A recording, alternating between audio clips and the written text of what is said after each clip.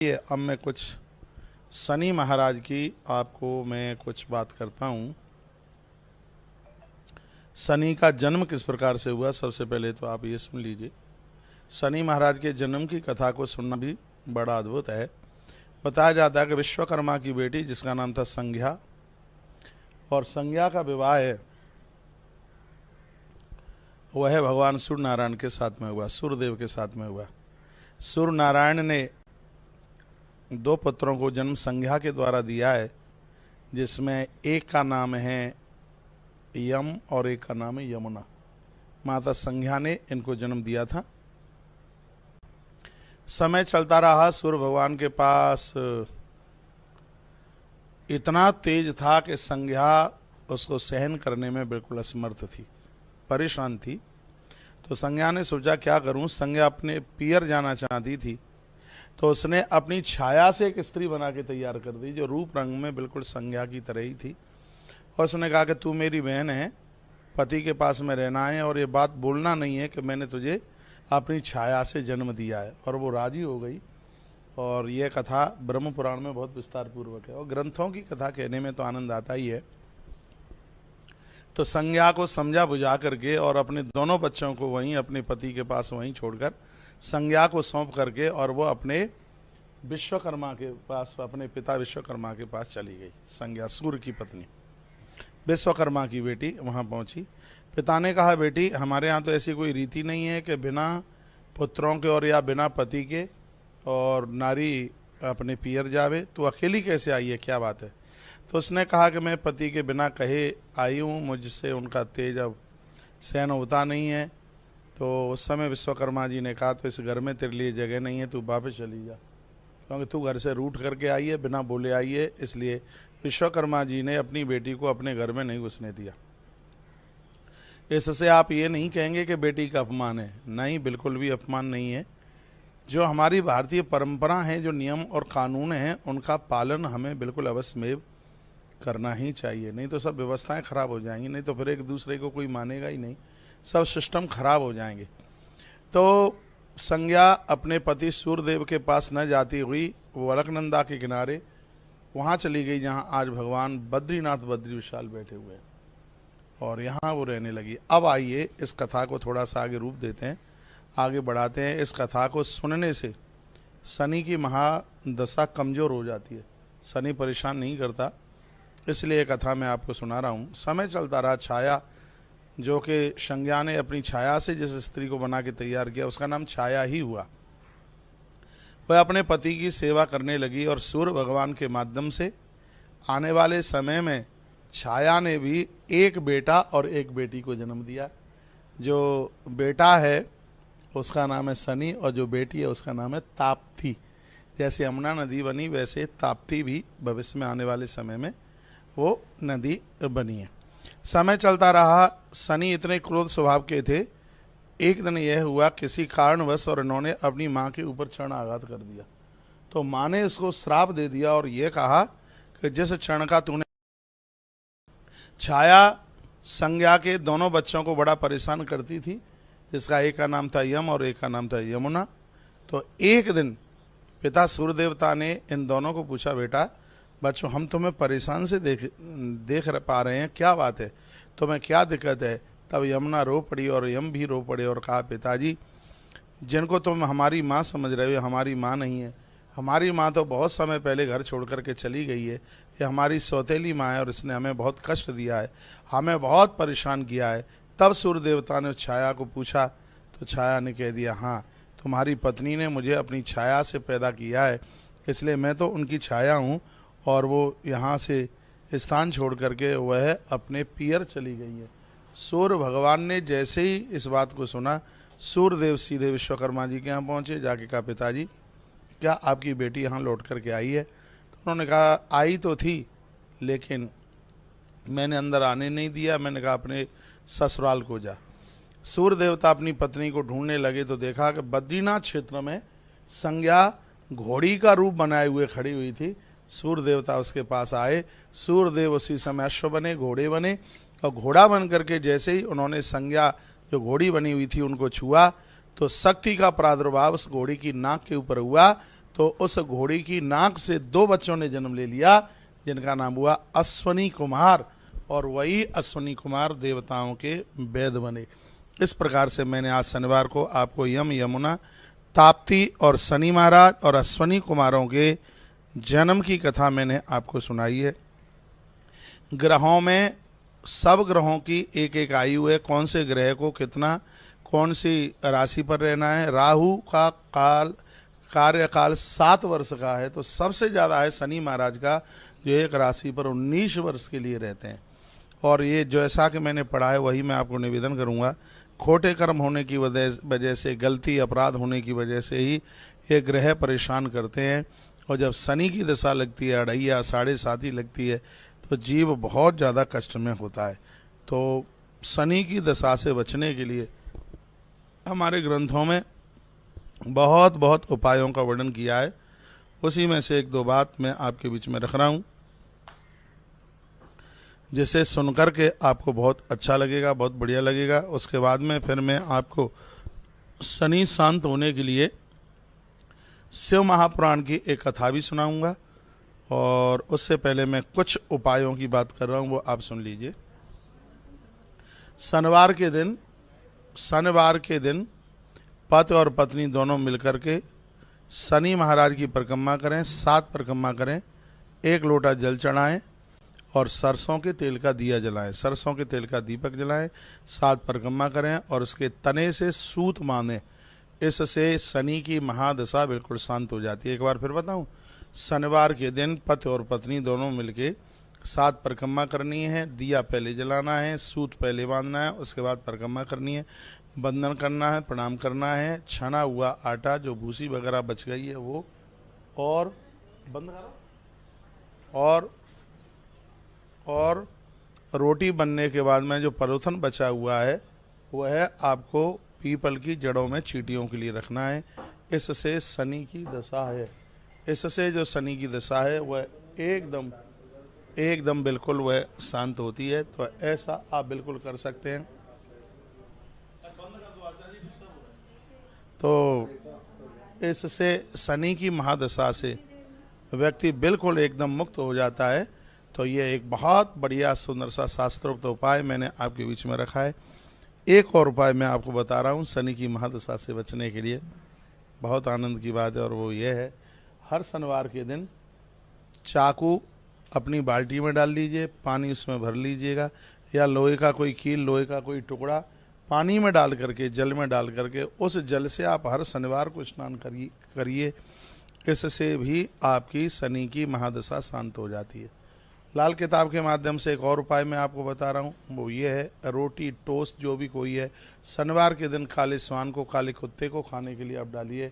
इससे भी शनि की महादशा शांत हो जाती है। और सुन लीजिए, सिंदूर, उड़द और दही एक दोने में तीनों चीज़ों को रखकर, जिसके ऊपर शनि की दशा लगी हुई है उसके ऊपर 21 बार ऐसे घुमा करके और इसको पानी में प्रवाहित कर दीजिए, पानी में बहा दीजिए। इससे भी शनि की दशा है वो शांत हो जाती है। काले वस्त्र का दान करने से भी शनि की दशा शांत होती है।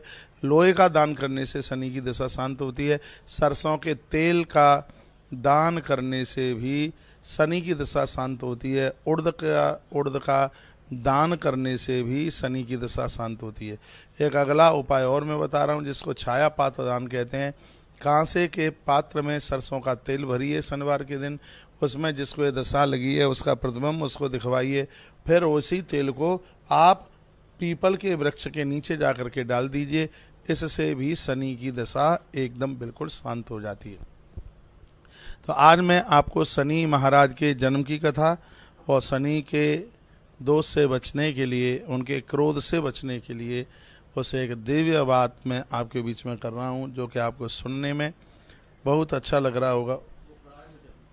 तो बहुत अच्छा लग रहा होगा आपको, बहुत बढ़िया लग रहा होगा। हमारे साथ ऐसे ही जुड़ करके हर रोज की एक नई कथा सुनिएगा।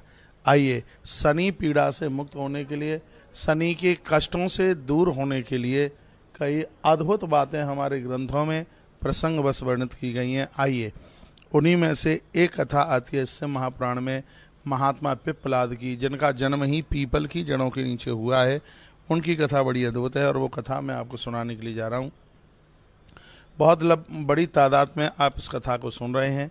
मैं आपको बीच में एक बात बोलता हुआ मैं जाऊंगा और वो मैं ये कहूँगा कि सरसों के तेल के पुए बना करके, गुलगुले जैसे कहते हैं, सुन लो, आपके चीज़ में फ़ायदे में रहेंगी ये बातें। क्योंकि मेरे पास इतनी भीड़ के साथ में आप आते हैं और आप समाधान पूछते हैं और मैं जब टीवी पर बताता हूँ और उस समय आप सुनने की कोशिश करते नहीं हैं। आपको कहीं भी अपनी जन्मपत्री ले करके घूमना नहीं पड़ेगा। सरसों के तेल के गुलगुले बनाइए, यानी छोटे छोटे पुए बनाइए, और फिर भैरव बाबा का कोई मंदिर हो तो वहाँ आप जाइए। भैरव बाबा का मंदिर आप वहाँ पर जाइए, और भैरव बाबा का मंदिर नहीं है तो गांव के बाहर कहीं 2 ईंटें रखकर, सुनो, ऐसे 2 ईंटें रखकर उसके नीचे सरसों के तेल का दिया जलाइए और भैरव बाबा के नाम का भोग लगाइए गुलगुले का, और वही गुलगुले काले स्वान को, काले कुतरे को आप उसे खिला दीजिए। इससे भी आपकी शनि की महादशा शांत हो जाती है। शनिवार के दिन भगवान महादेव के ऊपर 1 लोटे में काले तिल डाल करके और उसमें थोड़ा सा, ये तो मैं शिव पुराण से ही बता रहा हूँ, उसमें थोड़ा सा 1 चम्मच सरसों का तेल डाल करके वही जल शनिवार के दिन भगवान महादेव के ऊपर चढ़ाइए। इससे भी शनि की महादशा एकदम बिल्कुल शांत हो जाती है। और जब यह ग्रह प्रतिकूलता से अनुकूलता में होता है तो व्यक्ति को कारोबार में मुनाफा होता है, उसके जीवन में कलह नहीं रहता, किसी के साथ में झगड़ा नहीं होता। यह इतना बड़ा प्रभाव है। जरूरतमंद लोगों को काले कम्बल का आप दान कीजिए, इससे भी शनि की महादशा बहुत शांत होती है। कांसे का दान करने से भी शनि की महादशा बहुत शांत होती है। शनिवार के दिन काले बछड़े का दान करने से भी शनि की महादशा एकदम बिल्कुल शांत होती है। तो आइए मैं और शनि पीड़ा से बचने के लिए जो हमारे ग्रंथों में जो अद्भुत उपाय बताए गए हैं और वह चर्चा भी मैं आपके बीच में कर रहा हूँ, जिसको सुन करके आपको बड़ा मलूक लगेगा, जिसे सुन करके आपको बड़ा अच्छा लगेगा। कथा आती है कि एक बड़े अच्छे संत हुए थे जिनका नाम था दधीची, उनकी पत्नी का नाम था सुवर्चा।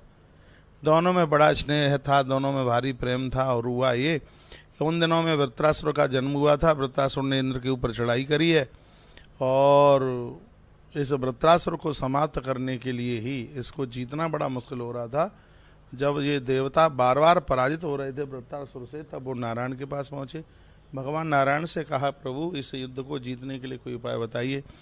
भगवान ने कहा, इस राक्षस को तुम जीत नहीं पाओगे, यदि इसको जीतना चाहते हो तो मृत्यु लोक में आप जाइए, उस अरण्य में जाइए जहाँ ब्रह्मा जी का, सुनिए, जहाँ ब्रह्मा जी का चक्र शांत हुआ था, उस जगह को आज नैमिषारण्य के नाम से जानते हैं। भगवान नारायण ने वहीं पर भेज दिया देवताओं को, कहा कि वहाँ एक तपस्वी महात्मा रहते हैं जिनका नाम है दधीची। वो भगवान महादेव के परम भक्त हैं, महामृत्युंजय का जप करते हैं, इसलिए उनकी हड्डियां वज्र की तरह हो गई हैं। तुम उनके पास जाइए और उनसे हड्डियों का दान मांगिएगा, और जब वो हड्डियां आपको मिल जाएं तो फिर उन हड्डियों को लेकर विश्वकर्मा जी के पास जाना। विश्वकर्मा जी उसके द्वारा एक वज्र का निर्माण करेंगे और उस वज्र के द्वारा ही तुम वृत्रासुर को जीत सकते हो, अथवा वृत्रासुर को जीतने के लिए कोई दूसरा उपाय दिखता नहीं है। इस कथा को सुनने से शनि की अड़ैया और 7.5 शांत हो जाती है, इसलिए आप जरूर सुन लीजिएगा, जरूर सुनिएगा। बहुत अद्भुत कथा है ये, और श्री शिव महापुराण की भावी कथा, और आज शनिवार के दिन मैं आपके बीच में परोस रहा हूँ। मुझे विश्वास है कि इस कथा से आप अवश्य में लाभान्वित होंगे। हर रोज हर दिन के हिसाब से हम यहाँ से कुछ न कुछ आपके बीच में परोसने की कोशिश करते हैं। कल भी बड़ी अद्भुत कथा सुनाई संतोषी माता की, उससे पहले गुरुवार को भी क्या सुनाया, गुरुवार को हमने आपको क्या सुनाया था, गुरुवार को सुनाई आपको दादी मैया की कथा, रानी दादी सती माता की कथा सुनाई। उससे पहले भगवान गणेश के बारे में भी कुछ कहा होगा, और ऐसे ही ऐसे आप रोज कुछ नया सा आप सुन ही रहे हैं। तो आज आप शनि महादशा से बचने के उपाय, शनि जन्म की कथा, ऐसे तमाम प्रसंगों के साथ में आप जुड़े हुए हैं।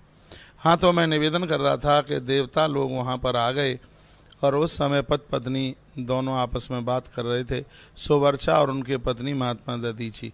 इतने में देवता आए देवताओं को देख करके माता सुवर्चा घर के अंदर चली गई, झोंपड़ी के अंदर के भाग में चली गई। देवताओं का सत्कार महात्मा दधीची ने किया और कहा, बोलिए आपके आने का कारण क्या है, हमारे लायक सेवा क्या है। देवताओं की आंख में आंसू थे। देवता कह रहे थे, क्या बताएं, ऐसे ऐसे हमें बड़ा त्रसित किया गया है, वृत्रासुर के द्वारा हम परेशान हो रहे हैं, वृत्रासुर के द्वारा हम पराजित हो रहे हैं, इसलिए हे महात्मन, हम आपसे आपकी अस्थियों का, आपकी हड्डियों का दान लेने के लिए आए हैं। आप अपनी हड्डियों का दान हमें दे दीजिए। ये महापुरुष हैं, ये महात्मा दधीची, इनके चरणों में लाखों बार प्रणाम किया जाए तो भी कम है। आप लोगों को वस्तु दे सकते हैं, भोजन पानी दे सकते हैं, रहने को मकान दान में दे सकते हैं, लेकिन प्राण निकाल के तो नहीं दे देंगे, हड्डियां निकाल के तो नहीं दे देंगे। प्राण देने से भी ज़्यादा कठिन है हड्डियां निकाल करके दे देना।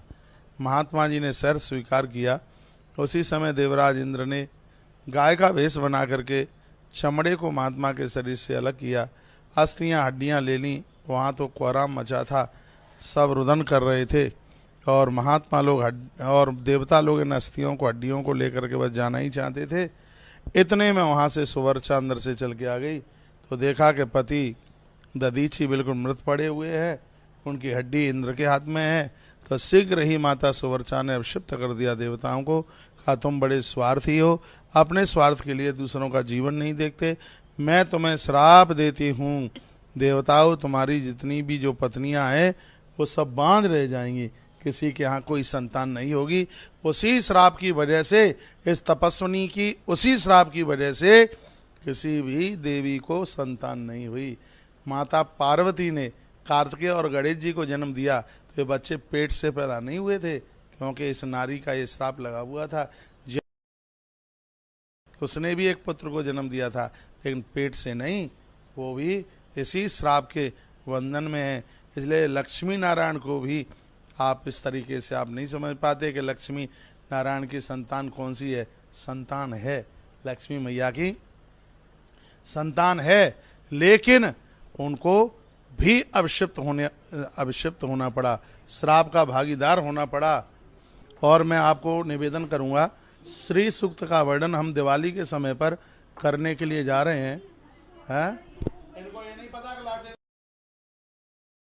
आपको निवेदन करूंगा, माता सुवर्चा ने श्राप दिया देवताओं को और आज भी देवता उस श्राप की ग्रंथि में, गांठ में बंधे हुए हैं। अब यह हुआ कि देवता तो श्राप लेकर के चले गए, इधर माता ने अपनी कुटिया छोड़ दी, फड़फड़ा रही थी बेचारी, दुख के मारे पति की मृत्यु हो गई। उसके गर्भ में संतान थी, माता सुवर्चा के गर्भ में थी संतान, और सुवर्चा मैया आत्महत्या करने के लिए, आत्महत्या ही कहेंगे वैसे तो, दूसरे हिसाब से इन देवताओं की भाषा में, वैसे तो पतिव्रता नारी थी, अपने पति के साथ सती होने को तैयार हो रही थी। तो विधाता ब्रह्मा चल करके आए, इंद्र भी द्वारा चल के आ गए, मैया जी से माफ़ी मांगी, क्षमा मांगी और कहा, हे माता आपसे प्रार्थना है, आप अपने प्राणों को मत दीजिए, आप मत मौत को स्वीकार होइए, क्योंकि तुम्हारे गर्भ में संतान पल रही है। और गर्भ में संतान और उस समय नारी यदि अपने प्राणों को इस तरीके से छोड़ देती है तो उसको बहुत बड़ा अपराध लगता है।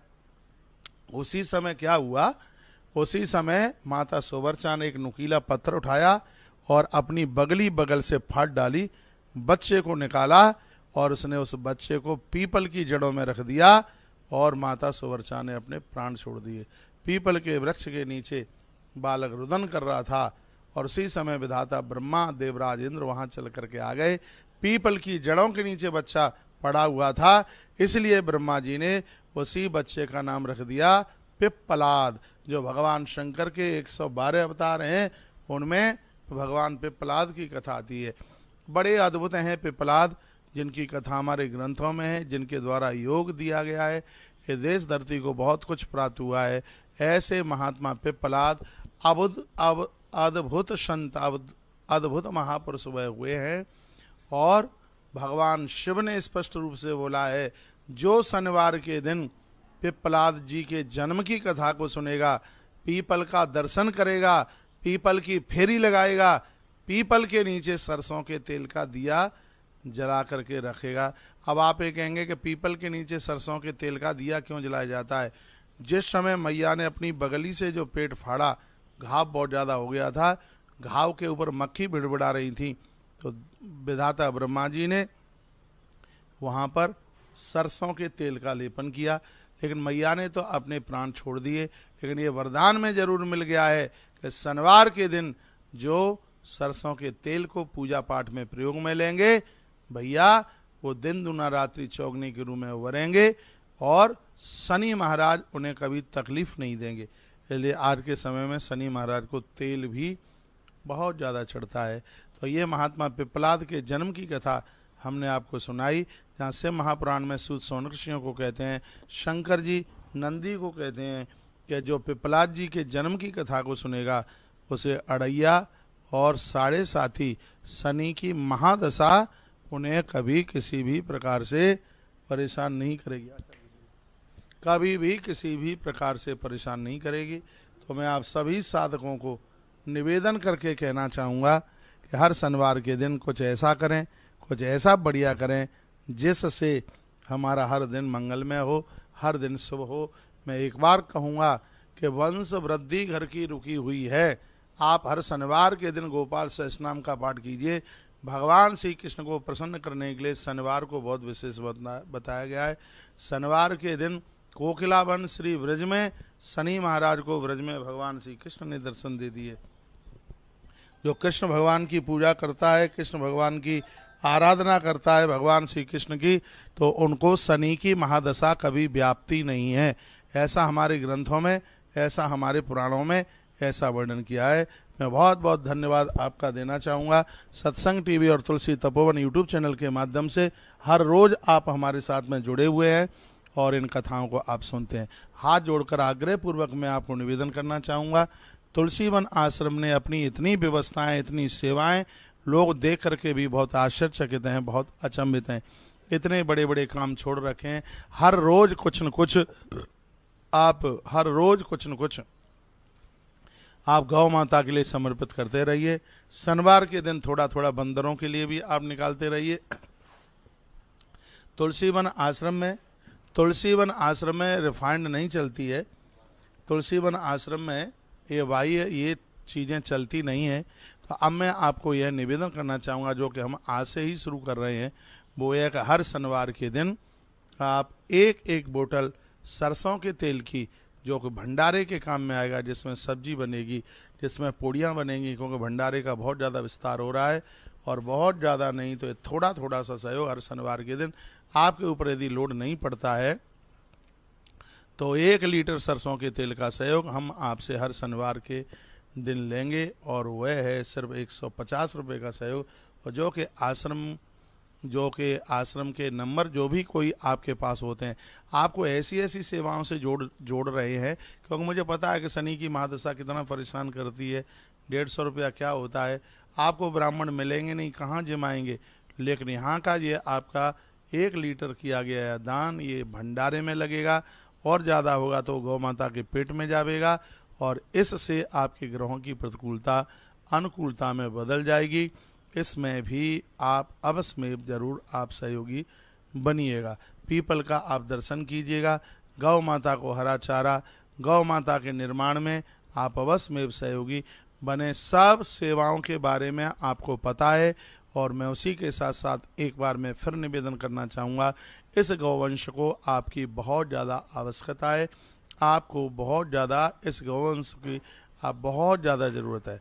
कल से एक इतना बड़ा हॉल 30 फुट चौड़ा और 400 फुट लंबा, आचार्य जी, छोटे छोटे बच्चों के लिए वो बनाया जा रहा है 30 बाई 400 का, जिसमें हीटर लगा करके, गर्मियों में ऐसे कूलर लगा करके, जिसमें उन बच्चों की बिल्कुल मृत्यु ना हो, उनको कोई दिक्कत, उनको कोई परेशानी ना हो। इतना बड़ा, इतने बड़े हॉल का निर्माण हो रहा है, गौवत्स हॉल, क्योंकि इसमें लाखों गैया होंगी तो कई हजारों की संख्या में बछड़े भी होंगे। इसका अनाउंस मैंने अभी तक बिल्कुल नहीं किया, और ना मैंने आपसे 1 रुपये का इस हॉल के लिए सहयोग किया। कल इसका भूमि पूजन वगैरह सब कुछ कल कर दिया गया है, तब आज मैं इस बात का मैं अनाउंस कर रहा हूँ। इसमें आपसे जो बने सो बने। इसमें सीमेंट के लिए, सरिया के लिए आप इतना बड़ा हॉल ये बन रहा है, इसमें 1.25 मन सरिया का सहयोग हम भक्तों से 3,000 रुपये का इसमें सहयोग ले रहे हैं। और आप इसमें 1.25 मन का दीजिए, 25 किलो का दीजिए, लेकिन इसमें आप सहयोग जरूर कीजिए, सीमेंट का सहयोग कीजिए, जैसे जिस हिसाब से आपसे बनता है अवश्य में करें। आप इसमें पैसों का भी आप सहयोग करते हुए, सामान का सहयोग करते हुए गौवत्स सदन का एक बहुत बड़ा हॉल बनने के लिए जा रहा है, बछड़ों के लिए, छोटे छोटे बच्चों के लिए, जिसमें मैंने इस वर्ष देखा था कि ऐसा कोई बंद, चारों तरफ से बंद हॉल था नहीं, जिसमें हमें हीटर लगाने में बड़ी दिक्कत आ रही थी, क्योंकि सर्दी उधर इतनी ज़्यादा पड़ती है। कुतरे वगैरह से, स्वान वगैरह से भी बच्चे सुरक्षित रहेंगे। तो यह कल इसका काम चालू कर दिया गया है और भगवान की कृपा से ईश्वर आपको इतनी सामर्थ्य दे। आज का शनिवार पूरा का पूरा लोहा दान के लिए, आज का शनिवार आपके लिए सरसों के तेल का दान 1 लीटर सिर्फ 150 रुपये का सहयोग, 1.25 मन सरिया सिर्फ 3,000 रुपये का सहयोग, और 1.25 मन सरिया से आधा 25 किलो सरिये का सहयोग 1,500 रुपया ले रहे हैं। और आपसे जो जितना बनता है 1 कुंटल सरिया का, मैं तो कहूँगा आपकी बॉडी का जितना वजन हो उतना सरिया का दान कर देना। और ये इतना सुंदर हॉल बन रहा है, सैकड़ों वर्षों तक गौ माता के बच्चे इसमें आनंद लेते रहेंगे। दिवाली पर आप आएंगे, गोपाष्टमी पर जब आप आएंगे तब इस हॉल का आप दर्शन करेंगे। तो आप अवश्य में भी इसमें जरूर सहयोग करें। आपने इतने सहयोग करे हैं तो उसमें और भी अपने आप हाथ जरूर बढ़ाइए। आश्रम के सभी नंबर चालू है। मेरा नंबर जिनके पास में है, पेटीएम में जमा करते हुए रसीद मेरे पास भेज दीजिएगा। और मैं स्थानीय लोगों को जो इधर उधर मुझे सुन पा रहे हैं, आज यहाँ पहुँच रहे हैं, वो भी यहाँ पहुँचकर गौ माता के 1000 गौ सदनों में 7,000 रुपये का निर्माण में सहयोग, गौ माता के 108 गायों के भोजन में 6,000 रुपये का सहयोग, गौ माता की गौ अक्षयप्रति सेवा में सिर्फ 21,000 रुपये का सहयोग करते हुए ये पुण्य कमा लें। कैंसर हॉस्पिटल की चर्चा बहुत बार मैंने आपके बीच में की है, जिसके लिए एक बड़ा अद्भुत काम किया जा रहा है, उसमें भी आप अवश्य में जुड़िएगा। उसमें भी निर्माण में 5100, 11,000, भूमि में 5100, निर्माण में 11,000 और 21,000 रुपये का सहयोग लिया जा रहा है। उसमें भी आप अवश्य में जरूर सहयोगी बने। अब बहुत जल्दी रामेश्वरम का भी आश्रम बहुत जल्दी आरंभ होने के लिए जा रहा है, उसमें भी 1,11,000, 1,11,111 रुपये, 1,11,111 रुपये का भक्तों से सहयोग लिया जा रहा है। उसके भी निर्माण में 11,000 रुपये का सहयोग लिया जा रहा है। जहाँ जैसे आपकी व्यवस्था बनती है उस प्रकार से आप जरूर जुड़ें। आज मैंने एक प्रमुख अनाउंस किया है, छोटे छोटे गौवत्स सदन के निर्माण के लिए। पहले भी हमने गौ सदन उसमें बड़े बड़े बछड़े रहते हैं, लेकिन ये बिल्कुल छोटे नवजात जो अभी अपनी माँ का दूध ही पी रहे हैं, रात्रि के लिए उनके लिए व्यवस्था। इसके लिए आज तक हमने दूध पीने वाले बच्चों के लिए, जब से गौशाला बनी है, हमने किसी से 1 रुपये का भी सहयोग लिया नहीं है। पहली बार मैं खाटू श्याम बाबा की धरती से मैं आपको अनाउंस कर रहा हूँ। और आप ये सोच लेना कि खाटू श्याम भगवान के नाम पर हमने गौ माता के छोटे छोटे बच्चों के लिए ये सहयोग कर दिया है। इसमें तो आप हमें सीधा लोहे की जितनी कीमत बैठ रही है उतना आप जमा कर दीजिएगा। तो इसमें 25 किलो लोहा 1,500 रुपया, 1.25 मनी का बड़ा महत्व होता है, इसलिए 1.25 मन लोहे का सहयोग सिर्फ 3,000 रुपया है। और 2 1.25 मनी यानी 100 किलो सरिये का सहयोग है, वो सिर्फ 6,000 रुपया है। 350 रुपये के हिसाब से सीमेंट की बोरी का सहयोग करते हुए। और मैं आपको निवेदन करना चाहूँगा, दिवाली से पहले यह हॉल बन करके तैयार हो जाएगा। इतनी जोर से कल इसमें काम छोड़ रखा है। ये बहुत बढ़िया ठेकेदार है भाई को हमने राजेश ठेकेदार को इसका काम दिया है और काम चालू हो गया है। जेसीबी लगी हैं, लोग लगे हैं और आज से कॉलम भी चालू हो गए हैं। मैं आपको निवेदन करना चाहूँगा कि इसकी छत के लिए हमें सीमेंट और लोहे की ज़रूरत है, उसमें आप अवश्य में जरूर सहयोगी बनिए। मैं आपसे अपने लिए ना 1 रुपया मैंने कभी मांगा, ना मांग रहा हूँ और ना कभी मांगने वाला हूँ। गौ माता के इस भावी प्रभावशाली इस कार्य में आप अवश्य में जरूर सहयोग करें और इतना सहयोग कर दीजिए कि यह हॉल बहुत जल्दी बन करके तैयार हो जाए। आगे की जो सूचनाएं, जैसे गया जी की सूचनाएं, सूरजपुर की सूचनाएं, उसके लिए आचार्य जी आपको अभी सभी सूचना देने वाले हैं। एक बार मैं फिर निवेदन करना चाहूँगा, विशेष रूप से मैं गौ माता के लिए आपको ये निवेदन कर रहा हूँ। आज 16 तारीख हो गई है, इधर भी आयोजन समापन की ही तरफ जा रहा है, तो आप यहाँ पहुँचते हैं तब घर पर भी गौ माता के गौ अक्षयव्रती मेंबर बनकर ये कार्ड अपने पास में रख लीजिए। कार्ड कितना काम में आएगा, जब ये मठ बन के तैयार हो जाएगा तब आपको पता चलेगा। ये कार्ड आपके पास में होगा तो यहाँ रहने के लिए आपको जगह मिलेगी। ये कार्ड आपके पास में होगा, आप ब्रज 84 कोष यात्रा में आते हैं तो 2 लोगों की सहयोग राशि उसमें 30,000 रुपया ली जा रही है, लेकिन जिनके पास में गौ अक्षयव्रती कार्ड है उनसे 2 लोगों की सहयोग राशि सिर्फ 27,500 रुपया ही ली जा रही है। और हर कार्यक्रम में ये इतना बड़ा डिस्काउंट, इतनी बड़ी छूट होती है। तो आप जहां मुझे बाहर सुन पा रहे हैं, आप आश्रम के नंबरों पर जुड़ते हुए एक 21,000 रुपये का सहयोग करके गौ अक्षयव्रती कार्ड प्राप्त कर लीजिए। इसमें सबसे बड़ा बेनिफिट ये है कि 1.25 सेर भूसा पर डे गौ माता के पेट में आपके परिवार की तरफ से जाता है। तो यह एक बहुत बड़ी सेवा है, एक बहुत बड़ी व्यवस्था है। 1 लाख गायों की चर्चा करना ही में ही आश्चर्य लगता है, तो 1 लाख गाय जिस जगह पर होगी कितनी बड़ी बात होगी। कल आचार्य जी बोल रहे थे कि 1 लाख गायों को मुंह से बोल देना और करना, ये दोनों में बहुत बड़ा अंतर है कि भगवान की कृपा से ही सब हो रहा है। मैं भोर में लगभग 3:45 बजे का जगाऊं, तब से लेकर के अभी तक लगाई हूँ। किसी न किसी प्रकार से इस कार्य को सफलता मिल जाए, इस कार्य को हम आगे बढ़ा सकें, इसमें आपके सहयोग की आवश्यकता है। आप यहाँ आ रहे हैं, दवाई, सालराम, शंकर जी सब प्रसाद यहाँ प्राप्त हो रहा है। मैं कल दोपहर 1 बजे तक आपके बीच में हूँ। 1 बजे तक, कल दोपहर 1 बजे तक ज़्यादा से ज़्यादा संख्या में पहुँचिए, यहाँ कथा सुनिए, यहाँ से प्रसाद लेके आइए। प्रार्थना है आपसे घर से पराठे बांध करके न लाएं। यहाँ अखंड भंडारा चल रहा है, सुबह से लेकर के रात्रि तक चलता है।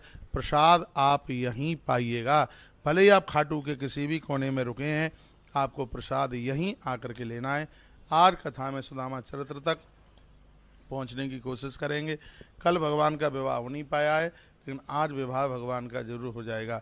आप सब यहाँ पधारिए और पूरे आयोजन का भरपूर आनंद लीजिए। आइए, आचार्य जी सबसे पहले आपको पेटीएम नंबर देते हैं, तो सरसों के तेल के लिए भी वो भी सहयोग राशि न भूल जाना। और आज हमने विशेष रूप से आपसे लोहे के दान में 1.25 मन ही तो आपसे लोहा मांगा है। डॉक्टर्स लोग इतना ले जाते हैं, इसमें क्या है 3,000 रुपये का ही तो सहयोग है। ये 3,000 रुपये का सहयोग आनंद कर देगा।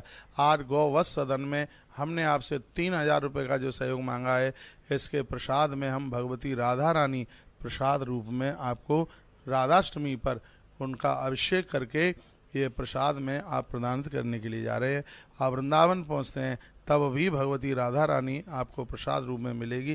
बस रसीद अपने पास में रखिएगा, ये बोल दीजिएगा कि हमने गौवत्स सदन के हॉल के निर्माण में हमने 1.25 मन सरिये का सहयोग किया है।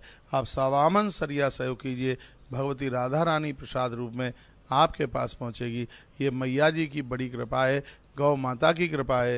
ये गैया मैया की कृपा के बिना ये बिल्कुल संभव नहीं हो सकता।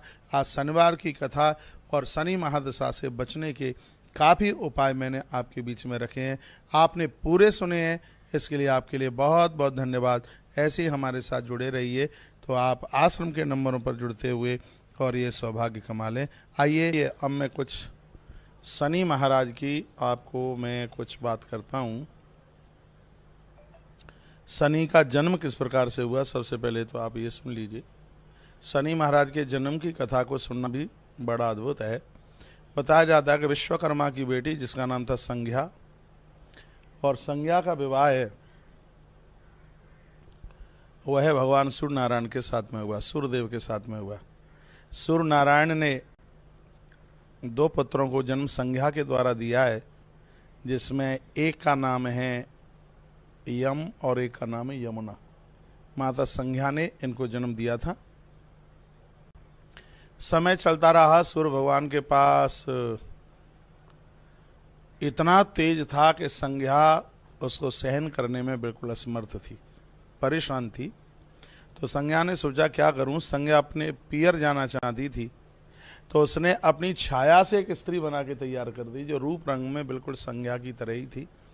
और उसने कहा कि तू मेरी बहन है, पति के पास में रहना है और ये बात बोलना नहीं है कि मैंने तुझे अपनी छाया से जन्म दिया है। और वो राजी हो गई। और यह कथा ब्रह्म पुराण में बहुत विस्तार पूर्वक है और ग्रंथों की कथा कहने में तो आनंद आता ही है। तो संज्ञा को समझा बुझा करके और अपने दोनों बच्चों को वहीं अपने पति के पास वहीं छोड़कर संज्ञा को सौंप करके और वो अपने विश्वकर्मा के पास, अपने पिता विश्वकर्मा के पास चली गई। संज्ञा सूर्य की पत्नी, विश्वकर्मा की बेटी वहां पहुंची। पिता ने कहा, बेटी हमारे यहाँ तो ऐसी कोई रीति नहीं है कि बिना पुत्रों के और या बिना पति के और नारी अपने पियर जावे, तो अकेली कैसे आई है, क्या बात है? तो उसने कहा कि मैं पति के बिना कहे आई हूँ, मुझसे उनका तेज अब सहन होता नहीं है। तो उस समय विश्वकर्मा जी ने कहा, तो इस घर में तेरे लिए जगह नहीं है, तू वापस चली जा, क्योंकि तू घर से रूठ करके आई है, बिना बोले आई है। इसलिए विश्वकर्मा जी ने अपनी बेटी को अपने घर में नहीं घुसने दिया। इससे आप ये नहीं कहेंगे कि बेटी का अपमान है, नहीं, बिल्कुल भी अपमान नहीं है। जो हमारी भारतीय परंपरा है, जो नियम और कानून हैं, उनका पालन हमें बिल्कुल अवश्यमेव करना ही चाहिए, नहीं तो सब व्यवस्थाएं खराब हो जाएंगी, नहीं तो फिर एक दूसरे को कोई मानेगा ही नहीं, सब सिस्टम खराब हो जाएंगे। तो संज्ञा अपने पति सूर्यदेव के पास न जाती हुई वो अलकनंदा के किनारे वहाँ चली गई जहाँ आज भगवान बद्रीनाथ बद्री विशाल बैठे हुए हैं, और यहाँ वो रहने लगी। अब आइए इस कथा को थोड़ा सा आगे रूप देते हैं, आगे बढ़ाते हैं। इस कथा को सुनने से शनि की महादशा कमज़ोर हो जाती है, शनि परेशान नहीं करता, इसलिए ये कथा मैं आपको सुना रहा हूँ। समय चलता रहा, छाया जो कि संज्ञा ने अपनी छाया से जिस स्त्री को बना के तैयार किया उसका नाम छाया ही हुआ। वह अपने पति की सेवा करने लगी और सूर्य भगवान के माध्यम से आने वाले समय में छाया ने भी एक बेटा और एक बेटी को जन्म दिया। जो बेटा है उसका नाम है शनि और जो बेटी है उसका नाम है ताप्ती। जैसे यमुना नदी बनी वैसे ताप्ती भी भविष्य में आने वाले समय में वो नदी बनी है। समय चलता रहा, शनि इतने क्रोध स्वभाव के थे। एक दिन यह हुआ, किसी कारणवश और इन्होंने अपनी माँ के ऊपर क्षण आघात कर दिया, तो माँ ने इसको श्राप दे दिया और ये कहा कि जिस क्षण का तूने। छाया संज्ञा के दोनों बच्चों को बड़ा परेशान करती थी, जिसका एक का नाम था यम और एक का नाम था यमुना। तो एक दिन पिता सूर्य देवता ने इन दोनों को पूछा, बेटा बच्चों हम तुम्हें परेशान से देख पा रहे हैं, क्या बात है, तुम्हें क्या दिक्कत है? तब यमुना रो पड़ी और यम भी रो पड़े और कहा, पिताजी जिनको तुम हमारी माँ समझ रहे हो हमारी माँ नहीं है, हमारी माँ तो बहुत समय पहले घर छोड़ करके चली गई है, ये हमारी सौतेली माँ है और इसने हमें बहुत कष्ट दिया है, हमें बहुत परेशान किया है।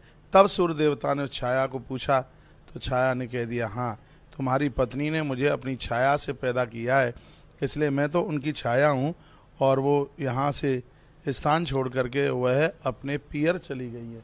सूर्य भगवान ने जैसे ही इस बात को सुना, सूर्यदेव सीधे विश्वकर्मा जी के यहाँ पहुँचे, जाके कहा, पिताजी क्या आपकी बेटी यहाँ लौट करके आई है? तो उन्होंने कहा, आई तो थी लेकिन मैंने अंदर आने नहीं दिया, मैंने कहा अपने ससुराल को जा। सूर्य देवता अपनी पत्नी को ढूंढने लगे तो देखा कि बद्रीनाथ क्षेत्र में संज्ञा घोड़ी का रूप बनाए हुए खड़ी हुई थी। सूर्य देवता उसके पास आए, सूर्यदेव उसी समय अश्व बने, घोड़े बने, और घोड़ा बन करके जैसे ही उन्होंने संज्ञा जो घोड़ी बनी हुई थी उनको छुआ, तो शक्ति का प्रादुर्भाव उस घोड़ी की नाक के ऊपर हुआ। तो उस घोड़ी की नाक से दो बच्चों ने जन्म ले लिया, जिनका नाम हुआ अश्वनी कुमार, और वही अश्वनी कुमार देवताओं के वेद बने। इस प्रकार से मैंने आज शनिवार को आपको यम, यमुना, ताप्ती और शनि महाराज और अश्वनी कुमारों के जन्म की कथा मैंने आपको सुनाई है। ग्रहों में सब ग्रहों की एक एक आयु है, कौन से ग्रह को कितना कौन सी राशि पर रहना है। राहु का कार्यकाल 7 वर्ष का है, तो सबसे ज़्यादा है शनि महाराज का, जो एक राशि पर 19 वर्ष के लिए रहते हैं। और ये जैसा कि मैंने पढ़ा है वही मैं आपको निवेदन करूंगा। खोटे कर्म होने की वजह से, गलती अपराध होने की वजह से ही ये ग्रह परेशान करते हैं, और जब शनि की दशा लगती है, अढ़ैया 7.5 लगती है, तो जीव बहुत ज़्यादा कष्ट में होता है। तो शनि की दशा से बचने के लिए हमारे ग्रंथों में बहुत बहुत उपायों का वर्णन किया है, उसी में से एक दो बात मैं आपके बीच में रख रहा हूँ। जिसे सुनकर के आपको बहुत अच्छा लगेगा, बहुत बढ़िया लगेगा। उसके बाद में फिर मैं आपको शनि शांत होने के लिए शिव महापुराण की एक कथा भी सुनाऊंगा, और उससे पहले मैं कुछ उपायों की बात कर रहा हूं, वो आप सुन लीजिए। शनिवार के दिन पति और पत्नी दोनों मिलकर के शनि महाराज की परिक्रमा करें, 7 परिक्रमा करें, 1 लोटा जल चढ़ाएं और सरसों के तेल का दिया जलाएं, सरसों के तेल का दीपक जलाएं, 7 परिक्रमा करें और उसके तने से सूत बांधें। इससे शनि की महादशा बिल्कुल शांत हो जाती है। एक बार फिर बताऊं, शनिवार के दिन पति और पत्नी दोनों मिलके 7 परिक्रमा करनी है, दिया पहले जलाना है, सूत पहले बांधना है, उसके बाद परिक्रमा करनी है, बंधन करना है, प्रणाम करना है, छना हुआ आटा जो भूसी वगैरह बच गई है वो, और बंद करो, और रोटी बनने के बाद में जो परोथन बचा हुआ है वह आपको पीपल की जड़ों में चींटियों के लिए रखना है। इससे शनि की दशा है, इससे जो शनि की दशा है वह एकदम बिल्कुल वह शांत होती है। तो ऐसा आप बिल्कुल कर सकते हैं। तो इससे शनि की महादशा से व्यक्ति बिल्कुल एकदम मुक्त हो जाता है। तो ये एक बहुत बढ़िया सुंदर सा शास्त्रोक्त उपाय मैंने आपके बीच में रखा है। एक और उपाय मैं आपको बता रहा हूँ शनि की महादशा से बचने के लिए, बहुत आनंद की बात है, और वो ये है, हर शनिवार के दिन चाकू अपनी बाल्टी में डाल लीजिए, पानी उसमें भर लीजिएगा, या लोहे का कोई कील, लोहे का कोई टुकड़ा पानी में डाल करके, जल में डाल करके, उस जल से आप हर शनिवार को स्नान करिए। इससे भी आपकी शनि की महादशा शांत हो जाती है। लाल किताब के माध्यम से एक और उपाय मैं आपको बता रहा हूँ, वो ये है, रोटी टोस्ट जो भी कोई है शनिवार के दिन काले स्वान को, काले कुत्ते को खाने के लिए आप डालिए। इससे भी शनि की महादशा शांत हो जाती है। और सुन लीजिए, सिंदूर, उड़द और दही एक दोने में तीनों चीज़ों को रखकर, जिसके ऊपर शनि की दशा लगी हुई है उसके ऊपर 21 बार ऐसे घुमा करके और इसको पानी में प्रवाहित कर दीजिए, पानी में बहा दीजिए। इससे भी शनि की दशा है वो शांत हो जाती है। काले वस्त्र का दान करने से भी शनि की दशा शांत होती है।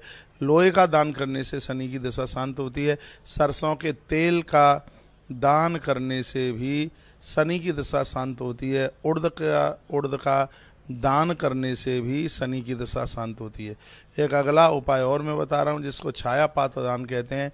कांसे के पात्र में सरसों का तेल भरिए शनिवार के दिन, उसमें जिसको ये दशा लगी है उसका प्रतिबिंब उसको दिखवाइए, फिर उसी तेल को आप पीपल के वृक्ष के नीचे जा कर के डाल दीजिए।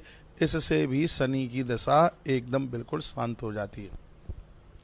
तो आज मैं आपको शनि महाराज के जन्म की कथा और शनि के दोष से बचने के लिए, उनके क्रोध से बचने के लिए उसे एक दिव्य बात मैं आपके बीच में कर रहा हूँ, जो कि आपको सुनने में बहुत अच्छा लग रहा होगा। तो बहुत अच्छा लग रहा होगा आपको, बहुत बढ़िया लग रहा होगा। हमारे साथ ऐसे ही जुड़ करके हर रोज की एक नई कथा सुनिएगा।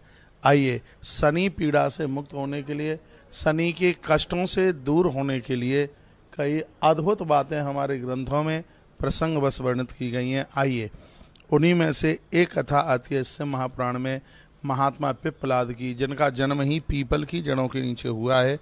उनकी कथा बड़ी अद्भुत है और वो कथा मैं आपको सुनाने के लिए जा रहा हूँ। बहुत बड़ी तादाद में आप इस कथा को सुन रहे हैं।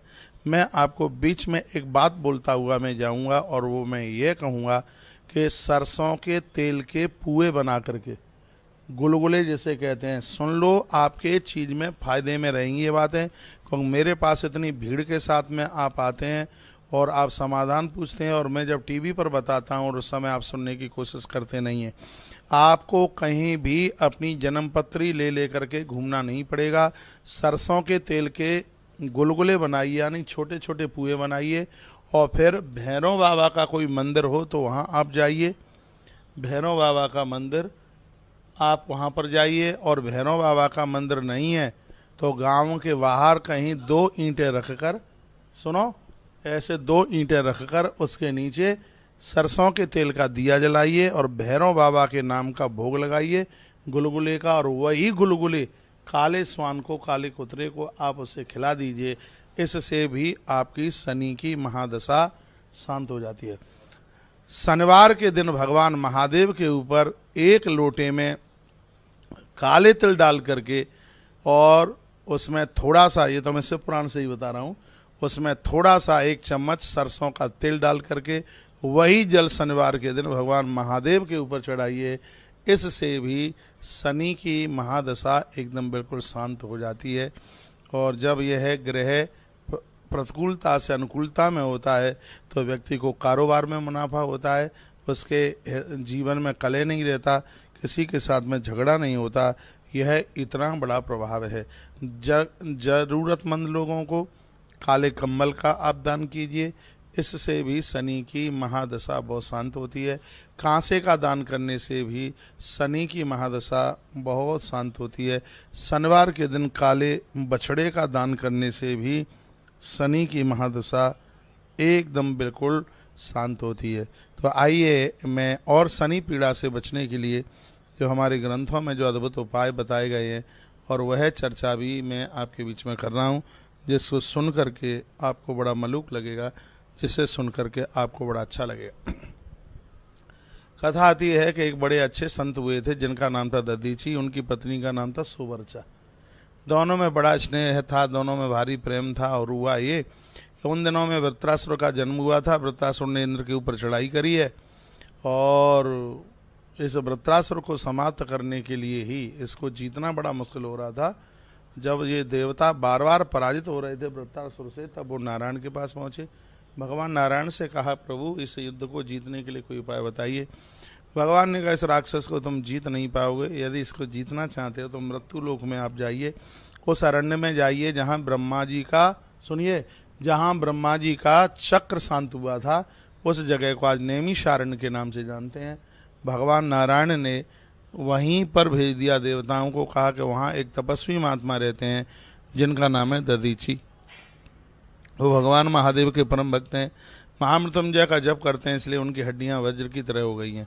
तुम उनके पास जाइए और उनसे हड्डियों का दान मांगिएगा, और जब वो हड्डियां आपको मिल जाएं तो फिर उन हड्डियों को लेकर विश्वकर्मा जी के पास जाना।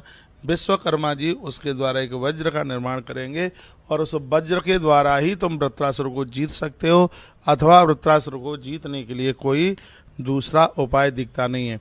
इस कथा को सुनने से शनि की अड़ैया और 7.5 शांत हो जाती है, इसलिए आप जरूर सुन लीजिएगा, जरूर सुनिएगा। बहुत अद्भुत कथा है ये, और श्री शिव महापुराण की भावी कथा, और आज शनिवार के दिन मैं आपके बीच में परोस रहा हूँ। मुझे विश्वास है कि इस कथा से आप अवश्य में लाभान्वित होंगे। हर रोज हर दिन के हिसाब से हम यहाँ से कुछ न कुछ आपके बीच में परोसने की कोशिश करते हैं। कल भी बड़ी अद्भुत कथा सुनाई संतोषी माता की, उससे पहले गुरुवार को भी क्या सुनाया, गुरुवार को हमने आपको क्या सुनाया था, गुरुवार को सुनाई आपको दादी मैया की कथा, रानी दादी सती माता की कथा सुनाई। उससे पहले भगवान गणेश के बारे में भी कुछ कहा होगा, और ऐसे ही ऐसे आप रोज कुछ नया सा आप सुन ही रहे हैं। तो आज आप शनि महादशा से बचने के उपाय, शनि जन्म की कथा, ऐसे तमाम प्रसंगों के साथ में आप जुड़े हुए हैं। हाँ, तो मैं निवेदन कर रहा था कि देवता लोग वहाँ पर आ गए और उस समय पति पत्नी दोनों आपस में बात कर रहे थे, सुवर्चा और उनके पत्नी महात्मा दधीची। इतने में देवता आए। देवताओं को देख करके माता सुवर्चा घर के अंदर चली गई, झोंपड़ी के अंदर के भाग में चली गई। देवताओं का सत्कार महात्मा दधीची ने किया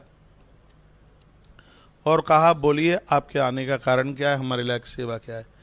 देवताओं की आंख में आंसू थे। देवता कह रहे थे, क्या बताएं, ऐसे ऐसे हमें बड़ा त्रसित किया गया है, वृत्रासुर के द्वारा हम परेशान हो रहे हैं, वृत्रासुर के द्वारा हम पराजित हो रहे हैं, इसलिए हे महात्मन, हम आपसे आपकी अस्थियों का, आपकी हड्डियों का दान लेने के लिए आए हैं। आप अपनी हड्डियों का दान हमें दे दीजिए। ये महापुरुष हैं, ये महात्मा दधीची, इनके चरणों में लाखों बार प्रणाम किया जाए तो भी कम है। आप लोगों को वस्तु दे सकते हैं, भोजन पानी दे सकते हैं, रहने को मकान दान में दे सकते हैं, लेकिन प्राण निकाल के तो नहीं दे देंगे, हड्डियां निकाल के तो नहीं दे देंगे। प्राण देने से भी ज़्यादा कठिन है हड्डियां निकाल करके दे देना। महात्मा जी ने शर स्वीकार किया। उसी समय देवराज इंद्र ने गाय का वेश बना करके चमड़े को महात्मा के शरीर से अलग किया, अस्थियां हड्डियां ले लीं। वहाँ तो कोहराम मचा था, सब रुदन कर रहे थे और महात्मा लोग और देवता लोग इन अस्थियों को, हड्डियों को लेकर के बस जाना ही चाहते थे। इतने में वहाँ से सुवर्चा अंदर से चल के आ गई तो देखा कि पति दधीची बिल्कुल मृत पड़े हुए हैं, उनकी हड्डी इंद्र के हाथ में है। तो शीघ्र ही माता सुवर्चा ने अभिषिप्त कर दिया देवताओं को, कहा तुम बड़े स्वार्थी हो, अपने स्वार्थ के लिए दूसरों का जीवन नहीं देखते। मैं तुम्हें श्राप देती हूँ, देवताओं तुम्हारी जितनी भी जो पत्नियां हैं वो सब बांध रह जाएंगी, किसी के यहाँ कोई संतान नहीं होगी। उसी श्राप की वजह से, इस तपस्विनी की उसी श्राप की वजह से किसी भी देवी को संतान नहीं हुई। माता पार्वती ने कार्तिकेय और गणेश जी को जन्म दिया तो ये बच्चे पेट से पैदा नहीं हुए थे, क्योंकि इस नारी का ये श्राप लगा हुआ था। उसने भी एक पुत्र को जन्म दिया था, लेकिन पेट से नहीं, वो भी इसी श्राप के बंधन में है। इसलिए लक्ष्मी नारायण को भी आप इस तरीके से आप नहीं समझ पाते कि लक्ष्मी नारायण की संतान कौन सी है। संतान है, लक्ष्मी मैया की संतान है, लेकिन उनको भी अभिषिप्त होना पड़ा, श्राप का भागीदार होना पड़ा। और मैं आपको निवेदन करूंगा, श्री सूक्त का वर्णन हम दिवाली के समय पर करने के लिए जा रहे हैं। इनको ये नहीं पता कि आपको निवेदन करूंगा, माता सुवर्चा ने श्राप दिया देवताओं को और आज भी देवता उस श्राप की ग्रंथि में, गांठ में बंधे हुए हैं। अब यह हुआ कि देवता तो श्राप लेकर के चले गए, इधर माता ने अपनी कुटिया छोड़ दी, फड़फड़ा रही थी बेचारी, दुख के मारे पति की मृत्यु हो गई। उसके गर्भ में संतान थी, माता सुवर्चा के गर्भ में थी संतान, और सुवर्चा मैया आत्महत्या करने के लिए, आत्महत्या ही कहेंगे वैसे तो, दूसरे हिसाब से इन देवताओं की भाषा में, वैसे तो पतिव्रता नारी थी, अपने पति के साथ सती होने को तैयार हो रही थी। तो विधाता ब्रह्मा चल करके आए, इंद्र भी द्वारा चल के आ गए, मैया जी से माफ़ी मांगी, क्षमा मांगी और कहा हे माता आपसे प्रार्थना है, आप अपने प्राणों को मत दीजिए, आप मत मौत को स्वीकार होइए, क्योंकि तुम्हारे गर्भ में संतान पल रही है। और गर्भ में संतान और उस समय नारी यदि अपने प्राणों को इस तरीके से छोड़ देती है तो उसको बहुत बड़ा अपराध लगता है। उसी समय क्या हुआ, उसी समय माता सुवर्चा ने एक नुकीला पत्थर उठाया और अपनी बगली बगल से फाड़ डाली, बच्चे को निकाला और उसने उस बच्चे को पीपल की जड़ों में रख दिया और माता सुवर्चा ने अपने प्राण छोड़ दिए। पीपल के वृक्ष के नीचे बालक रुदन कर रहा था और उसी समय विधाता ब्रह्मा, देवराज इंद्र वहां चल करके आ गए। पीपल की जड़ों के नीचे बच्चा पड़ा हुआ था, इसलिए ब्रह्मा जी ने उसी बच्चे का नाम रख दिया पिप्पलाद। जो भगवान शंकर के 112 अवतार हैं उनमें भगवान पिप्पलाद की कथा आती है। बड़े अद्भुत हैं पिप्पलाद, जिनकी कथा हमारे ग्रंथों में है, जिनके द्वारा योग दिया गया है, ये देश धरती को बहुत कुछ प्राप्त हुआ है। ऐसे महात्मा पिप्पलाद अद्भुत संत, अद्भुत महापुरुष हुए हैं। और भगवान शिव ने स्पष्ट रूप से बोला है, जो शनिवार के दिन पिप्पलाद जी के जन्म की कथा को सुनेगा, पीपल का दर्शन करेगा, पीपल की फेरी लगाएगा, पीपल के नीचे सरसों के तेल का दिया जला करके रखेगा। अब आप ये कहेंगे कि पीपल के नीचे सरसों के तेल का दिया क्यों जलाया जाता है?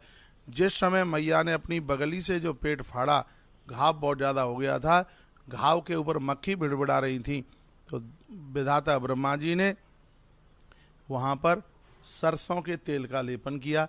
लेकिन मैया ने तो अपने प्राण छोड़ दिए। लेकिन ये वरदान में जरूर मिल गया है कि शनिवार के दिन जो सरसों के तेल को पूजा पाठ में प्रयोग में लेंगे, भैया वो दिन दुना रात्रि चौगनी के रूप में उभरेंगे और शनि महाराज उन्हें कभी तकलीफ नहीं देंगे। इसलिए आज के समय में शनि महाराज को तेल भी बहुत ज़्यादा चढ़ता है। तो ये महात्मा पिप्पलाद के जन्म की कथा हमने आपको सुनाई, जहाँ शिव महापुराण में सूत सौनकृषियों को कहते हैं, शंकर जी नंदी को कहते हैं कि जो पिप्पलाद जी के जन्म की कथा को सुनेगा उसे अड़ैया और साढ़े साथी शनि की महादशा उन्हें कभी किसी भी प्रकार से परेशान नहीं करेगी, कभी भी किसी भी प्रकार से परेशान नहीं करेगी। तो मैं आप सभी साधकों को निवेदन करके कहना चाहूँगा कि हर शनिवार के दिन कुछ ऐसा करें, कुछ ऐसा बढ़िया करें जिससे हमारा हर दिन मंगलमय हो, हर दिन शुभ हो। मैं एक बार कहूँगा कि वंश वृद्धि घर की रुकी हुई है। आप हर शनिवार के दिन गोपाल सहस्रनाम का पाठ कीजिए। भगवान श्री कृष्ण को प्रसन्न करने के लिए शनिवार को बहुत विशेष बताया गया है। शनिवार के दिन कोकिलावन श्री ब्रज में शनि महाराज को ब्रज में भगवान श्री कृष्ण ने दर्शन दे दिए। जो कृष्ण भगवान की पूजा करता है, कृष्ण भगवान की आराधना करता है भगवान श्री कृष्ण की, तो उनको शनि की महादशा कभी व्याप्ति नहीं है। ऐसा हमारे ग्रंथों में, ऐसा हमारे पुराणों में ऐसा वर्णन किया है। मैं बहुत बहुत धन्यवाद आपका देना चाहूँगा। सत्संग टीवी और तुलसी तपोवन यूट्यूब चैनल के माध्यम से हर रोज आप हमारे साथ में जुड़े हुए हैं और इन कथाओं को आप सुनते हैं। हाथ जोड़कर आग्रह पूर्वक मैं आपको निवेदन करना चाहूँगा, तुलसीवन आश्रम ने अपनी इतनी व्यवस्थाएं, इतनी सेवाएं, लोग देख करके भी बहुत आश्चर्यचकित हैं, बहुत अचंभित हैं। इतने बड़े बड़े काम छोड़ रखे हैं। हर रोज कुछ न कुछ आप गौ माता के लिए समर्पित करते रहिए। शनिवार के दिन थोड़ा थोड़ा बंदरों के लिए भी आप निकालते रहिए। तुलसीवन आश्रम में रिफाइंड नहीं चलती है। तुलसीवन आश्रम में ये चीज़ें चलती नहीं है। तो अब मैं आपको यह निवेदन करना चाहूँगा, जो कि हम आज से ही शुरू कर रहे हैं, वो यह कि हर शनिवार के दिन आप एक एक बोतल सरसों के तेल की, जो कि भंडारे के काम में आएगा, जिसमें सब्जी बनेगी, जिसमें पूड़ियाँ बनेंगी, क्योंकि भंडारे का बहुत ज़्यादा विस्तार हो रहा है और बहुत ज़्यादा नहीं तो थोड़ा थोड़ा सा सहयोग हर शनिवार के दिन आपके ऊपर यदि लोड नहीं पड़ता है तो 1 लीटर सरसों के तेल का सहयोग हम आपसे हर शनिवार के दिन लेंगे और वह है सिर्फ 150 रुपये का सहयोग। और जो कि आश्रम के नंबर जो भी कोई आपके पास होते हैं, आपको ऐसी ऐसी सेवाओं से जोड़ रहे हैं, क्योंकि मुझे पता है कि शनि की महादशा कितना परेशान करती है। 150 रुपया क्या होता है, आपको ब्राह्मण मिलेंगे नहीं, कहाँ जमाएंगे। लेकिन यहाँ का ये आपका 1 लीटर किया गया है दान, ये भंडारे में लगेगा और ज़्यादा होगा तो गौ माता के पेट में जाएगा और इससे आपके ग्रहों की प्रतिकूलता अनुकूलता में बदल जाएगी। इसमें भी आप अवश्य में जरूर आप सहयोगी बनिएगा। पीपल का आप दर्शन कीजिएगा। गौ माता को हरा चारा, गौ माता के निर्माण में आप अवश्य में सहयोगी बने। सब सेवाओं के बारे में आपको पता है और मैं उसी के साथ साथ एक बार मैं फिर निवेदन करना चाहूँगा, इस गौवंश को आपकी बहुत ज़्यादा आवश्यकता है। आपको बहुत ज़्यादा इस गौवंश की आप बहुत ज़्यादा ज़रूरत है। कल से एक इतना बड़ा हॉल 30 फुट चौड़ा और 400 फुट लंबा, आचार्य जी, छोटे छोटे बच्चों के लिए वो बनाया जा रहा है 30 बाई 400 का, जिसमें हीटर लगा करके, गर्मियों में ऐसे कूलर लगा करके, जिसमें उन बच्चों की बिल्कुल मृत्यु ना हो, उनको कोई दिक्कत, उनको कोई परेशानी ना हो। इतना बड़ा, इतने बड़े हॉल का निर्माण हो रहा है, गौवत्स हॉल, क्योंकि इसमें लाखों गैया होंगी तो कई हजारों की संख्या में बछड़े भी होंगे। इसका अनाउंस मैंने अभी तक बिल्कुल नहीं किया और ना मैंने आपसे 1 रुपये का इस हॉल के लिए सहयोग किया। कल इसका भूमि पूजन वगैरह सब कुछ कल कर दिया गया है, तब आज मैं इस बात का मैं अनाउंस कर रहा हूँ। इसमें आपसे जो बने सो बने। इसमें सीमेंट के लिए, सरिया के लिए, आप इतना बड़ा हॉल ये बन रहा है, इसमें 1.25 मन सरिया का सहयोग हम भक्तों से 3000 रुपये का इसमें सहयोग ले रहे हैं। और आप इसमें 1.25 मन का दीजिए, 25 किलो का दीजिए, लेकिन इसमें आप सहयोग जरूर कीजिए, सीमेंट का सहयोग कीजिए, जैसे जिस हिसाब से आपसे बनता है अवश्य में करें। आप इसमें पैसों का भी आप सहयोग करते हुए, सामान का सहयोग करते हुए गौवत्स सदन का एक बहुत बड़ा हॉल बनने के लिए जा रहा है, बछड़ों के लिए, छोटे छोटे बच्चों के लिए, जिसमें मैंने इस वर्ष देखा था कि ऐसा कोई बंद, चारों तरफ से बंद हॉल था नहीं, जिसमें हमें हीटर लगाने में बड़ी दिक्कत आ रही थी, क्योंकि सर्दी उधर इतनी ज़्यादा पड़ती है। कुतरे वगैरह से, स्वान वगैरह से भी बच्चे सुरक्षित रहेंगे। तो यह कल इसका काम चालू कर दिया गया है और भगवान की कृपा से ईश्वर आपको इतनी सामर्थ्य दे। आज का शनिवार पूरा का पूरा लोहदान के लिए, आज का शनिवार आपके लिए सरसों के तेल का दान 1 लीटर सिर्फ 150 रुपये का सहयोग, सवा मन सरिया सिर्फ 3000 रुपये का सहयोग, और सवा मन सरिया से आधा 25 किलो सरिये का सहयोग 1500 रुपया ले रहे हैं। और आपसे जो जितना बनता है 1 कुंटल सरिया का, मैं तो कहूँगा आपकी बॉडी का जितना वजन हो उतना सरिया का दान कर देना।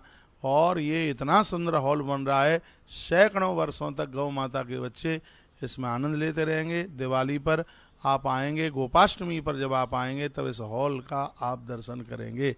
तो आप अवश्य में भी इसमें जरूर सहयोग करें। आपने इतने सहयोग करे हैं तो उसमें और भी अपने आप हाथ जरूर बढ़ाइए। आश्रम के सभी नंबर चालू है। मेरा नंबर जिनके पास में है, पेटीएम में जमा करते हुए रसीद मेरे पास भेज दीजिएगा। और मैं स्थानीय लोगों को जो इधर उधर मुझे सुन पा रहे हैं, आज यहाँ पहुँच रहे हैं, वो भी यहाँ पहुँचकर गौ माता के 1000 गौ सदनों में 7000 रुपये का निर्माण में सहयोग, गौ माता के 108 गायों के भोजन में 6000 रुपये का सहयोग, गौ माता की गौ अक्षयव्रती सेवा में सिर्फ 21,000 रुपये का सहयोग करते हुए ये पुण्य कमा लें। कैंसर हॉस्पिटल की चर्चा बहुत बार मैंने आपके बीच में की है, जिसके लिए एक बड़ा अद्भुत काम किया जा रहा है। उसमें भी आप अवश्य में जुड़िएगा। उसमें भी निर्माण में 5100, 11,000, भूमि में 5100, निर्माण में 11,000 और 21,000 रुपये का सहयोग लिया जा रहा है। उसमें भी आप अवश्य में जरूर सहयोगी बने। अब बहुत जल्दी रामेश्वरम का भी आश्रम बहुत जल्दी आरंभ होने के लिए जा रहा है। उसमें भी 1,11,000, 1,11,111 रुपये, 1,11,111 रुपये का भक्तों से सहयोग लिया जा रहा है। उसके भी निर्माण में 11,000 रुपये का सहयोग लिया जा रहा है। जहाँ जैसे आपकी व्यवस्था बनती है उस प्रकार से आप जरूर जुड़ें। आज मैंने एक प्रमुख अनाउंस किया है, छोटे छोटे गौवत्स सदन के निर्माण के लिए।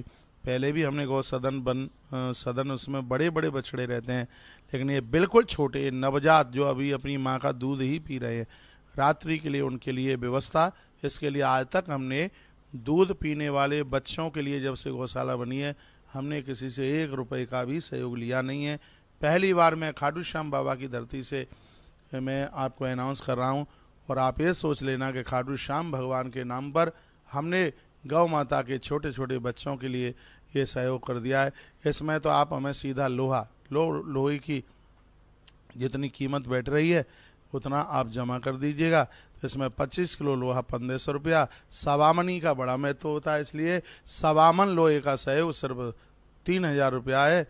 और 2 सवामनी यानी 100 किलो सरिये का सहयोग है, वो सिर्फ 6000 रुपया है। 350 रुपये के हिसाब से सीमेंट की बोरी का सहयोग करते हुए। और मैं आपको निवेदन करना चाहूँगा, दिवाली से पहले यह हॉल बन करके तैयार हो जाएगा। इतनी जोर से कल इसमें काम छोड़ रखा है। ये बहुत बढ़िया ठेकेदार है भाई को हमने राजेश ठेकेदार को इसका काम दिया है और काम चालू हो गया है। जेसीबी लगी हैं, लोग लगे हैं और आज से कॉलम भी चालू हो गए हैं। मैं आपको निवेदन करना चाहूँगा कि इसकी छत के लिए हमें सीमेंट और लोहे की ज़रूरत है, उसमें आप अवश्य में जरूर सहयोगी बनिए। मैं आपसे अपने लिए ना 1 रुपया मैंने कभी मांगा, ना मांग रहा हूँ और ना कभी मांगने वाला हूँ।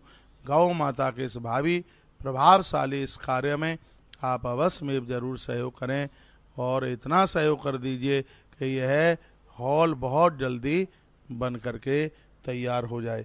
आगे की जो सूचनाएं, जैसे गया जी की सूचनाएं, सूरजपुर की सूचनाएं, उसके लिए आचार्य जी आपको अभी सभी सूचना देने वाले हैं। एक बार मैं फिर निवेदन करना चाहूँगा, विशेष रूप से मैं गौ माता के लिए आपको ये निवेदन कर रहा हूँ। आज 16 तारीख हो गई है, इधर भी आयोजन समापन की ही तरफ जा रहा है। तो आप यहाँ पहुँचते हैं तब घर पर भी गौ माता के गौ अक्षयव्रती मेंबर बनकर ये कार्ड अपने पास में रख लीजिए। कार्ड कितना काम में आएगा, जब ये मठ बन के तैयार हो जाएगा तब आपको पता चलेगा। ये कार्ड आपके पास में होगा तो यहाँ रहने के लिए आपको जगह मिलेगी। ये कार्ड आपके पास में होगा, आप ब्रज 84 कोष यात्रा में आते हैं तो 2 लोगों की सहयोग राशि उसमें 30,000 रुपया ली जा रही है, लेकिन जिनके पास में गौ अक्षयव्रती कार्ड है उनसे 2 लोगों की सहयोग राशि सिर्फ 27,500 रुपया ही ली जा रही है। और हर कार्यक्रम में ये इतना बड़ा डिस्काउंट, इतनी बड़ी छूट होती है। तो आप जहां मुझे बाहर सुन पा रहे हैं, आप आश्रम के नंबरों पर जुड़ते हुए 21,000 रुपये का सहयोग करके गौ अक्षयव्रती कार्ड प्राप्त कर लीजिए। इसमें सबसे बड़ा बेनिफिट ये है कि 1.25 सेर भूसा पर डे गौ माता के पेट में आपके परिवार की तरफ से जाता है। तो यह एक बहुत बड़ी सेवा है, एक बहुत बड़ी व्यवस्था है। 1,00,000 गायों की चर्चा करना ही में ही आश्चर्य लगता है। तो 1,00,000 गाय जिस जगह पर होगी कितनी बड़ी बात होगी। कल आचार्य जी बोल रहे थे कि 1,00,000 गायों को मुंह से बोल देना और करना, ये दोनों में बहुत बड़ा अंतर है कि भगवान की कृपा से ही सब हो रहा है।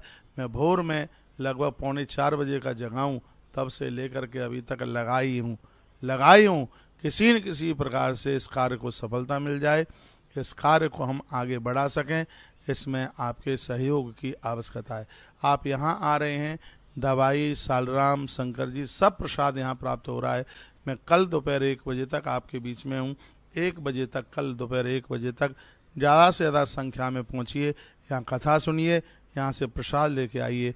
प्रार्थना है आपसे घर से पराठे बांध करके न लाएं। यहाँ अखंड भंडारा चल रहा है, सुबह से लेकर के रात्रि तक चलता है। प्रसाद आप यहीं पाइएगा, भले ही आप खाटू के किसी भी कोने में रुके हैं, आपको प्रसाद यहीं आकर के लेना है। आज कथा में सुदामा चरित्र तक पहुंचने की कोशिश करेंगे। कल भगवान का विवाह हो नहीं पाया है, लेकिन आज विवाह भगवान का जरूर हो जाएगा। आप सब यहाँ पधारिए और पूरे आयोजन का भरपूर आनंद लीजिए। आइए, आचार्य जी सबसे पहले आपको पेटीएम नंबर देते हैं, तो सरसों के तेल के लिए भी वो भी सहयोग राशि न भूल जाना। और आज हमने विशेष रूप से आपसे लोहे के दान में 1.25 मन ही तो आपसे लोहा मांगा है। डॉक्टर्स लोग इतना ले जाते हैं, इसमें क्या है 3,000 रुपये का ही तो सहयोग है। ये 3,000 रुपये का सहयोग आनंद कर देगा। आज गौवत्स सदन में हमने आपसे 3,000 रुपये का जो सहयोग मांगा है, इसके प्रसाद में हम भगवती राधा रानी प्रसाद रूप में आपको राधाष्टमी पर उनका अभिषेक करके ये प्रसाद में आप प्रदान करने के लिए जा रहे हैं। आप वृंदावन पहुंचते हैं तब भी भगवती राधा रानी आपको प्रसाद रूप में मिलेगी। बस रसीद अपने पास में रखिएगा, ये बोल दीजिएगा कि हमने गौवत्स सदन के हॉल के निर्माण में हमने 1.25 मन सरिये का सहयोग किया है। आप 1.25 मन सरिया सहयोग कीजिए, भगवती राधा रानी प्रसाद रूप में आपके पास पहुंचेगी। ये मैया जी की बड़ी कृपा है, गौ माता की कृपा है। ये गैया मैया की कृपा के बिना ये बिल्कुल संभव नहीं हो सकता। आज शनिवार की कथा और शनि महादशा से बचने के काफ़ी उपाय मैंने आपके बीच में रखे हैं, आपने पूरे सुने हैं, इसके लिए आपके लिए बहुत बहुत धन्यवाद। ऐसे ही हमारे साथ जुड़े रहिए, तो आप आश्रम के नंबरों पर जुड़ते हुए और ये सौभाग्य कमा लें। आइए